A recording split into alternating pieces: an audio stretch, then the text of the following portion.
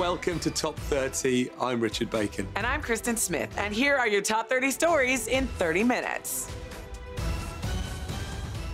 More Americans had their identity stolen last year than ever. A record 16.7 million people had personal information compromised in 2017, an increase of 8% from the year before, according to the Wall Street Journal. The total cost of the thefts was $16.8 billion.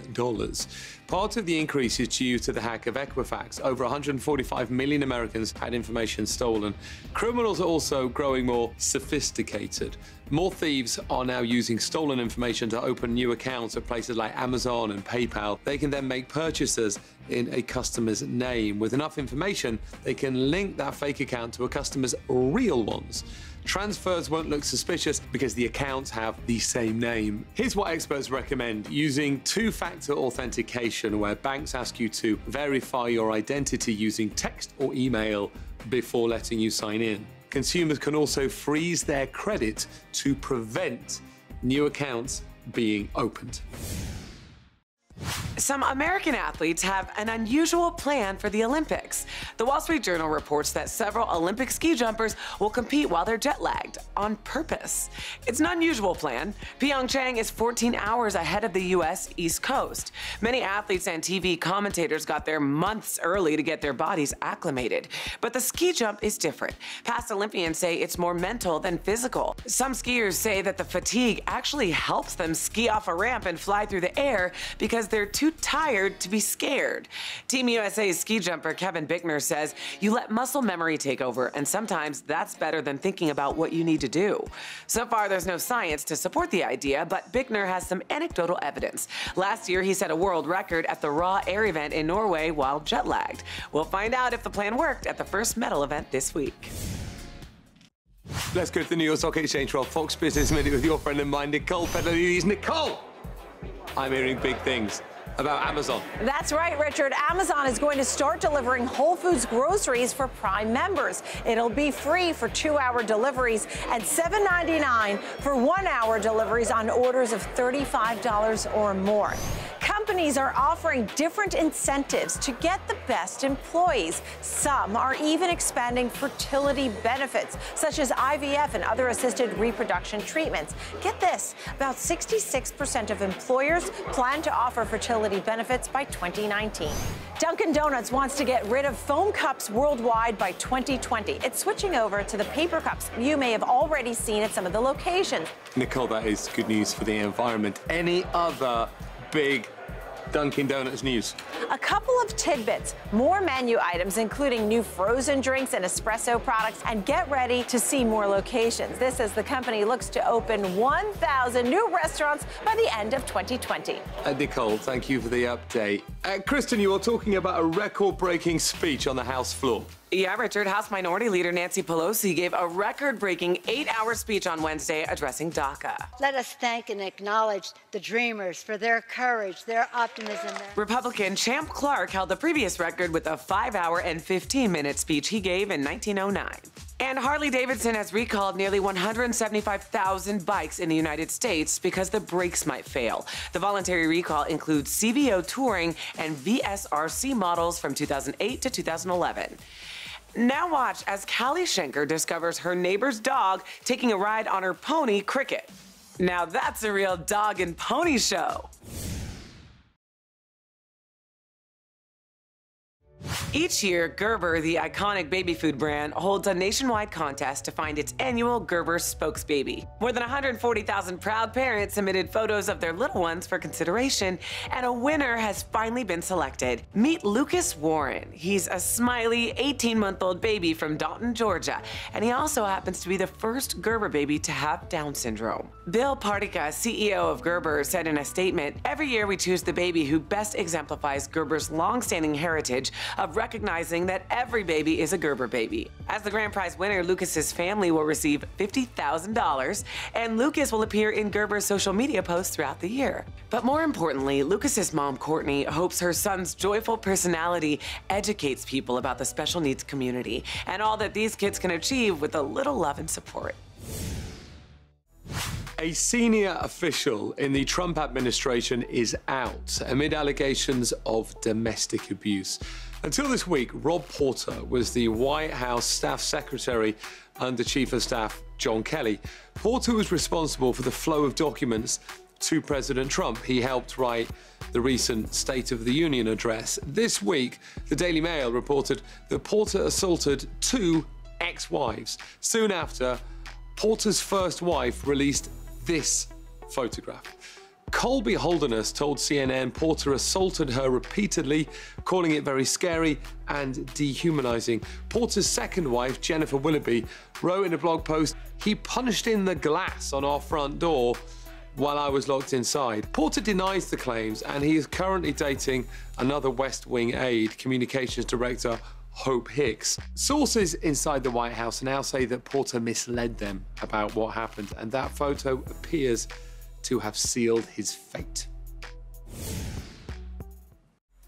A new study found drains in a Washington, D.C. area hospital were infested with superbacteria resistant to drugs.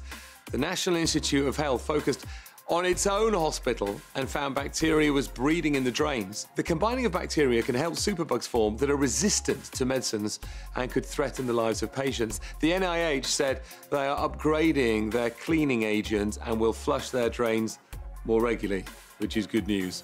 And doctors warn if this is happening at this hospital, it's likely happening at many others across the country. But they don't want to alarm people. Hospitals are already focused on cleaning sinks and faucets connected to drains to prevent any of the bacteria from impacting patients. Doctors say it is good for hospitals to be aware of the potential drain contamination so they can get ahead of it.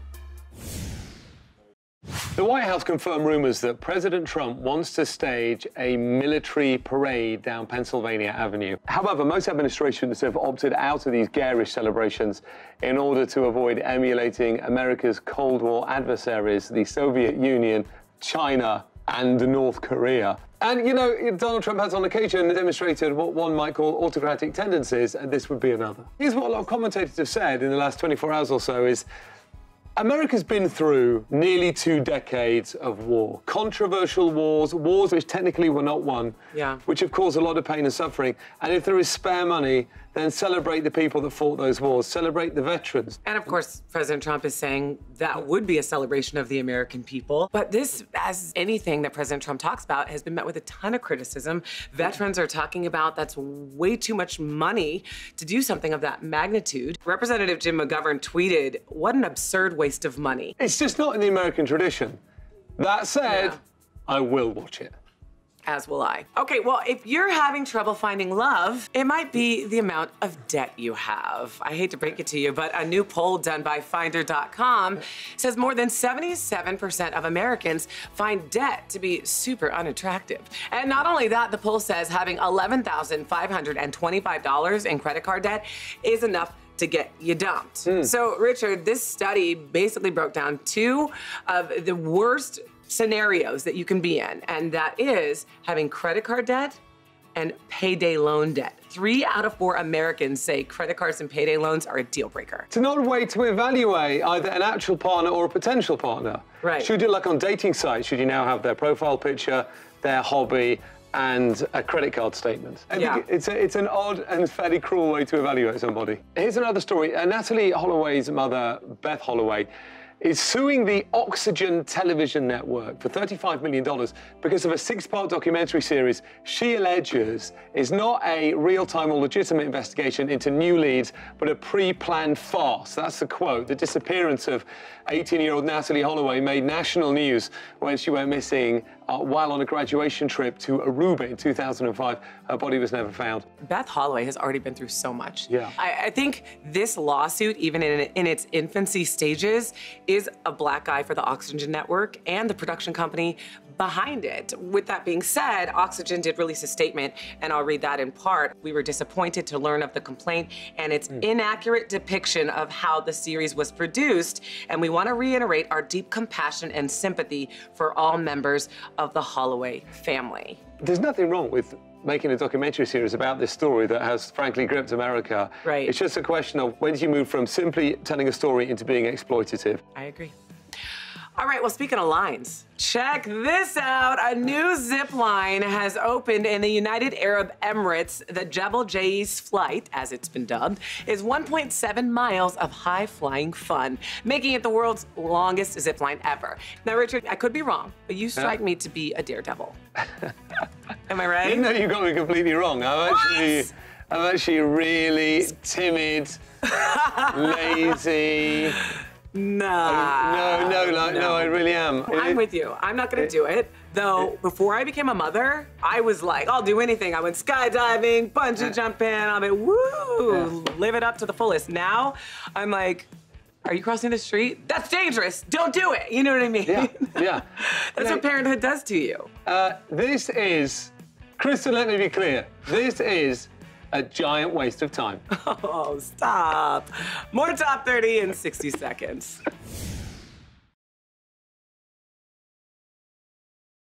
In today's Hometown Stories from Fox 4 Dallas, a scary situation at a middle school in Mansfield, Texas ended happily thanks to some quick thinking and a defibrillator. 8th grader Jeffrey Cotton collapsed while on the field when tossing a football around with some friends.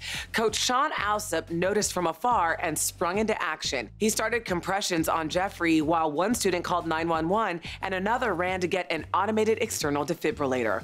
After the first shock, Jeffrey's pulse came back, and this fast action from students and staff saved his life. In our second story from Fox 13 Tampa Bay, a miniature art exhibit in Dunedin, Florida features tiny paintings from near and far. These intricate paintings are 25 square inches or smaller. One of the artists, Kathy Pollock, used to paint large portraits, but switched to miniature art after she ran out of wall space in her house. A wonderful world had opened. For me, I could say, wow, I could do anything little. In our final story from Fox 2 Detroit, actress Sophia Bush is best known for her role on Chicago PD, but her work off-screen is making a huge difference in the Detroit community. She invested in Detroit Blows, a woman-owned beauty salon where you can get a blowout, a manicure, and your makeup done. The best part, for every service provided, the shop will donate $1 to Detroit Grows, a nonprofit that supports female entrepreneurs and at-risk girls. The 2018 Juno Award nominees have been announced, with Jessie Reyez and Arcade Fire leading the pack with 4 nods each. The award show is held in Toronto and honours Canada's finest music artists. Johnny Reid, Michael Bublé, Ruth B, Shania Twain and Arcade Fire are all up for Album of the Year.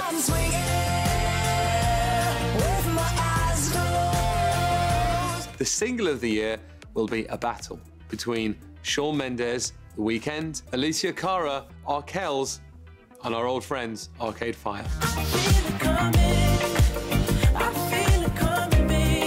And artists you'll know like Kendrick Lamar, Post Malone, Taylor Swift, Bruno Mars and Ed Sheeran are up for the International Album of the Year. 24-karat magic in the air. But can you believe it? Justin Bieber's only nomination is in the Fan Choice category. When doctors told him he wouldn't live to his next birthday, Stanley Haller decided to make a change. The substitute teacher from Indiana weighed 678 pounds. He needed a tracheotomy to breathe and a ventilator to sleep. So Stanley had gastric bypass surgery. He started dieting and working out. To date, he's lost nearly 500 pounds. But Stanley's challenges aren't over. In 1996, he became an amputee when an X-ray missed a leg injury because of his size. He had a prosthetic, but now there's a problem.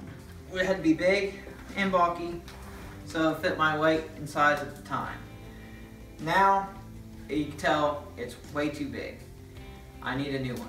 Stanley is trying to raise $25,000 on the crowdfunding site YouCaring for a new leg so that he can walk for the first time in over 20 years.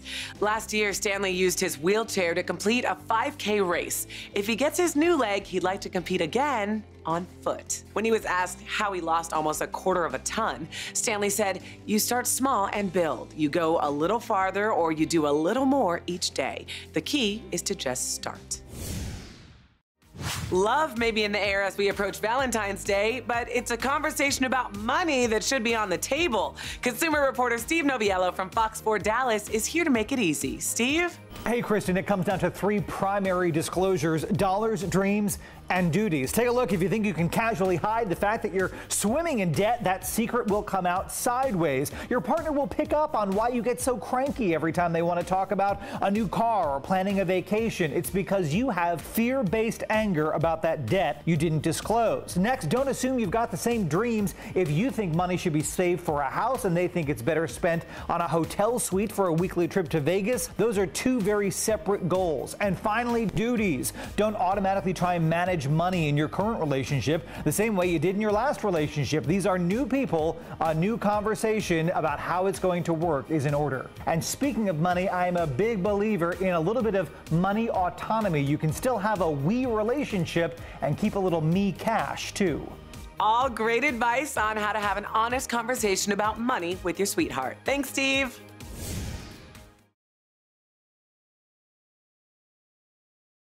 A replica of the original Titanic is scheduled to set sail this year, and people are reportedly offering more than $1 million for a ticket.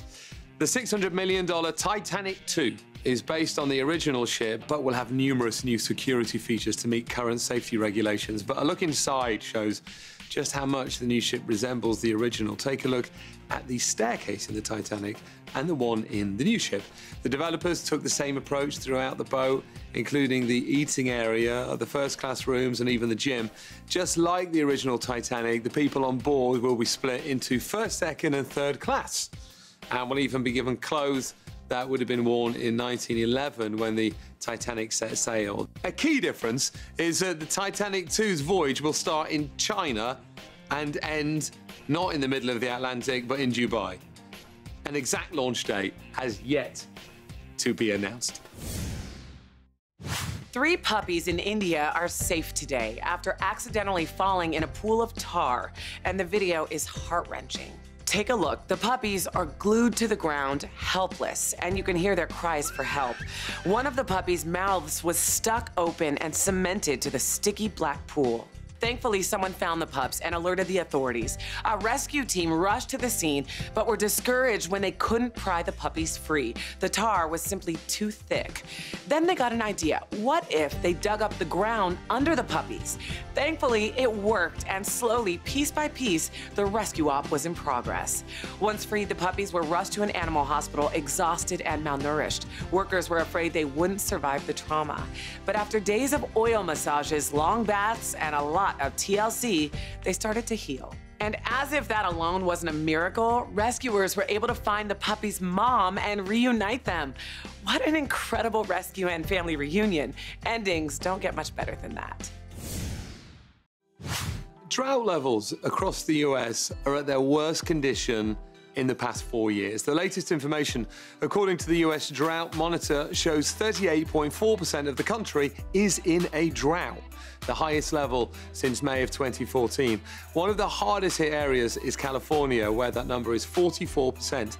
California lifted a drought emergency less than a year ago. The South is also dry in Amarillo, Texas. They haven't had any measurable rain since October the 13th. That's more than 110 days, which is a new record for the city. In parts of Colorado, snowfall is far below average, and reservoirs are at very low levels because of 17 dry seasons in a row. The impact of droughts are far-reaching. Dry land can spark wildfires, farmers can lose their crop, and wildlife can have a hard time finding water needed for survival. The Climate Prediction Center says the drought will either persist or intensify over the next few months, so there is no end in sight for the areas hardest hit. A 13-year-old boy saved 6 other students and his school bus driver when he guided the vehicle to safety during a medical emergency. Carson Vega noticed something was wrong when the driver on his school bus missed a turn and started heading for a ditch. I went and got the little kids. I told them to go to the back stairs, sitting up there crying and stuff. And then I told the other kid to hang on to them. The Texas middle school student called 911, turned on the school bus's hazard lights, jumped into the driver's seat, and drove the bus 2 miles on a highway to safety near a bridge above the Colorado River. We would have all died because he was swerving off pretty much into the river, or else we would have went off that hill too. Carson's mom, Amber Vega, told Fox 7 she's proud of her son for staying calm and taking action. She said there was a reason he was on the bus that day. The driver was taken to the hospital and is expected to be okay. Hey, Richard, what's coming up on our next show? Kristen, we're talking about working less. Some workers could be in the office as little as 28 hours a week thanks to a new law. And this man is hearing his son speak for the first time ever. Top 30 also covers more of the day's stories live on Facebook daily, 9:30 Pacific, 12:30 Eastern. See you next time on Top 30.